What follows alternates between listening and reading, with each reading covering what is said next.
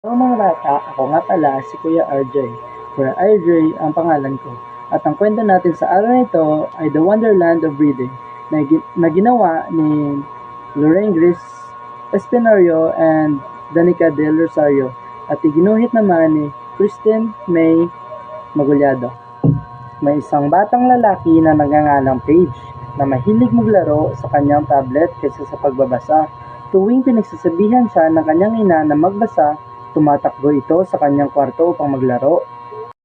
Isang araw, habang siya ay naglalaro sa kanyang tablet, may isang kakaibang uod na lumabas mula dito, kasama ang isang libro. Natakot si Paige, ngunit dahil sa kanyang kuryosidad, sinubukan niyang hawakan ang aklat.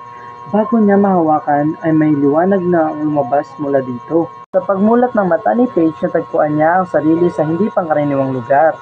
Siya ay manghang-mangha at napatanong sa sarili kung nasaan siya.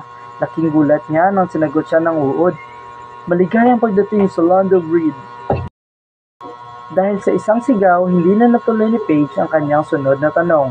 Tinawag ng matalining uod si Letras na tumatakbo sa kanilang direksyon. Narito na ulit si Tech Monster, yaw niya. Matapos ang kaguluhan, tinungo ni matalinong uod, Letras at Paige ang kaharian upang makita si Lord Word, upang sabihin ang nangyari sa aklatan ng kaharian. Nalito si Paige sa nangyayari. Nang ipinakilala si Paige kay Lord Word, sinabi nito na si Paige ang bayaning magliligtas sa kanilang kaharian. Dahil doon, nagulat siya at agad na tumanggi sa sinabi ng hari dahil wala siyang sapat na kaalaman upang matulungan ang kaharian. Ngunit patuloy siyang kinumbinsi ng hari sa paraan ng pagsasalita sa kahalagahan ng mga libro.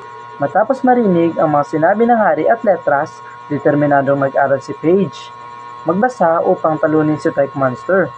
Sa tulong ni Letras at matalinong uod, si Paige ay natuto. Nang bumalik si Tech Monster, matapang na nilabanan ito ni Paige gamit ang kanyang mga natutunan na nanggaling sa libro. Tumigil ka, Tech Monster. Hindi ko hayaan na mapasayo ang buong mundo. Mas mahalaga ang kalaman na nanggaling sa aklat at ito ang magbibigay kalayaan at magpapalawak ng ating kaisipan. Ayon kay Paige, nakumbinsi ni Paige si Tech Monster. Lahat ng aklat ay bumalik sa silid aklatan ng kaharian. Nagdaos sila ng pagdiriwang sa kanilang pagkakaisa at pagtutulungan ng teknolohiya at aklat. Nabigyan ng kaalaman ang mga alpabetas sa kaharian.